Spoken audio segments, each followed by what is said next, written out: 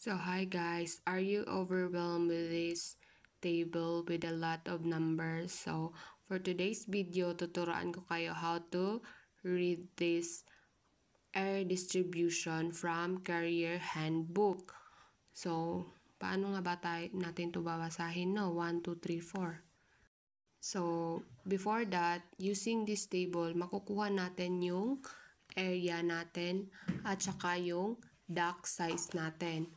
So first, 'di ba, nag-solve tayo ng supply and return na mga duct diameter using the friction loss na chart. So skip na natin 'yon kasi kunwari tapos na natin di-discuss. So halimbawa, given na tayo ng duct diameter. So meron tayong duct diameter na 31 inches.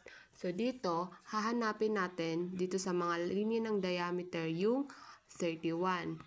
Diyan. Dito, nakasulat naman, diameter inch. Hahanapin natin dyan. So, ito, nahanap ko na. Dito siya. Ayun siya. Dito siya sa 24. So, bale, yung area niya is ito. Katabi niya. O, nakita niyo naman. And square foot. So, bali yung area niya is 5.24. So, paano natin ngayon basahin yung duct size niya? So, dito tayo magsimula magbasa sa taas. Itong 26, 27, 28, 29, 24. Itong pa-horizontal. Then, by side. Yung time side. So, bali 24 by... Saan yung 31? 34. Yan yung duct size natin. Or kung isulat natin siya is 24 times 34. Okay? So, by the way guys, ito yung table na i-fill out natin yun. So, yung duct section from AHU 2-1.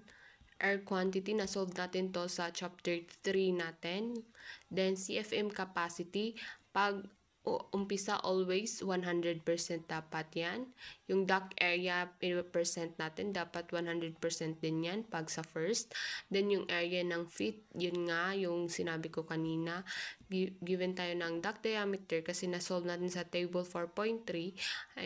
Na-solve. Galing siya sa chart ng friction. Then punta tayo dito sa Career Handbook. Hanapin natin yung diameter natin. Then, makukuha na natin yung area. Kasi katabi niya lang. Then, duct size natin is yung horizontal times yung sa side. Then, yun.